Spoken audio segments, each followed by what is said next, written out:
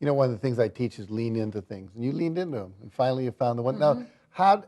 At some point, you became a single mom, and you were. I remember you talking about your son Giuliani, and you didn't even have money to pay for Pampers. Yeah. Tell that story. I think it's a powerful story. Yeah.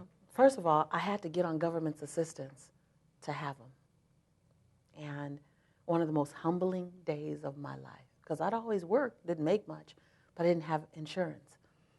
And I remember sitting in front of the woman who was filling out the paperwork to give me food stamps, and tears streaming down my face. I said, I promise you, I'll never be here again.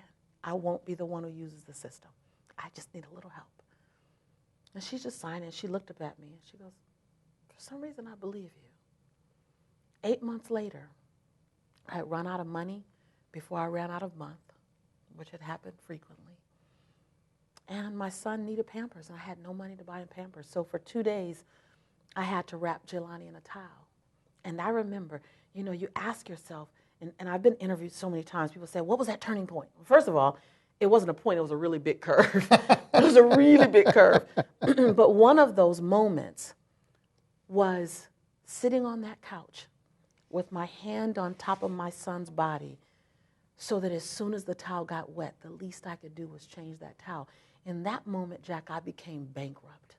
In that moment, this lifestyle didn't fit me anymore. I said, there is something greater.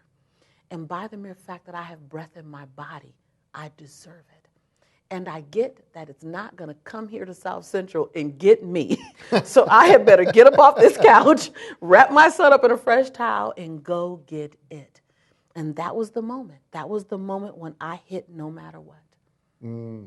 Sometimes you have to hit a wall hard enough to shake yourself, to rattle yourself. So it's not always in the climbing for something. Sometimes it's in the recovery of something. It's in the sustaining through something. It's in the standing for something. It's in the fighting for something. It's in the reaching. It can come in many different forms. Mine won't look like yours.